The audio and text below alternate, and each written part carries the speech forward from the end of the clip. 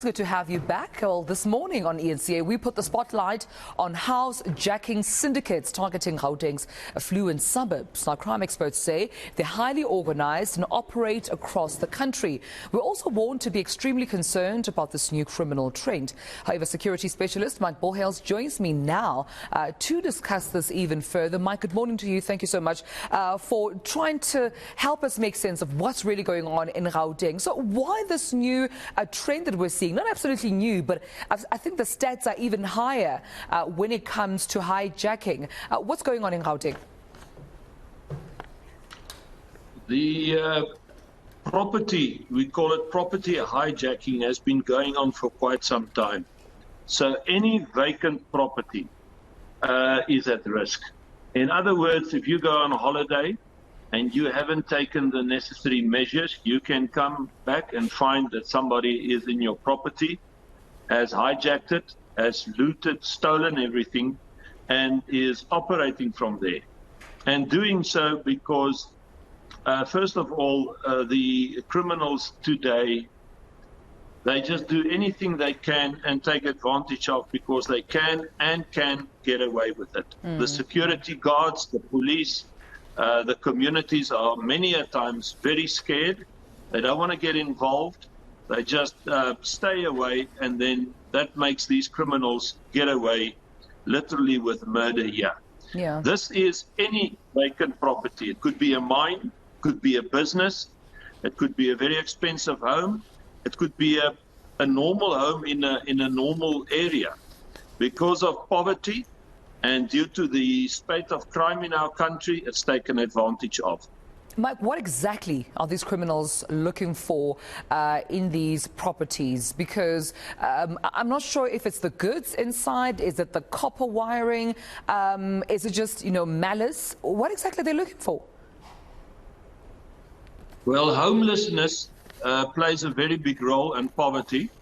But they do loot and take everything. They take the geysers, the copper, the pipes, even expensive plants. The criminals of today are enlightened. They know what they can sell and where they can sell it. So let me sketch a scenario. They would be on the scout. They would be a front man. We call it a front man. He would find out which property is not looked after. There's nobody in there. The people are on holiday or is trying to sell it and not staying there anymore. And then they would slowly but certainly ease one person in.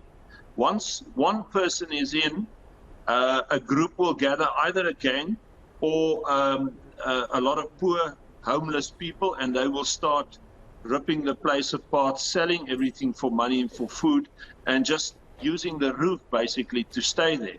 But the problem is, they stay there and from there commit further crimes. They do further house robberies or commit any and other forms of crimes in a community, in an area. So you can think for yourself, this can happen in a vacant mine and a vacant business building, a government building, any building or property, even an open and vacant property. The possibility of little houses being erected and operating from there on is a possibility. Yeah. So what can people do then to better protect their properties? Well, number one, if you have a property and you're going to sell it, or you're going to go overseas when it's cold in South Africa and you're going to go to a warmer place and leave your property, you should take the extreme precautions guarding this area, making sure that the alarm systems, the garden, even animals or whatever you leave behind is totally secured. You should inform and have a good relationship with your neighbors. The problem is people don't work together. They don't stand up and go out if an alarm goes off. They don't interfere. They don't get involved at all. And I understand that due to the situation in our country. But that has to stop. People have to hold hands and work together and look after each other's property. Also inform your municipality, inform your, if you've got a guarding unit operating, a private guarding unit operating in the area, as well as your local police. But take drastic steps, because the scout, the front man, is very, very clever. Once he sees a property is open, he will do everything in his power to enter it.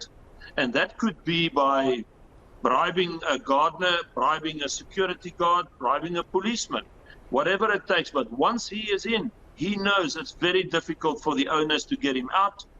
They are very arrogant. They are enlightened. They know these court cases takes years. And the police are scared. The police are very afraid to, we've seen this daily. We have hundreds of these cases to intervene because they are so worried that there would be cases brought against them. And that's the last thing.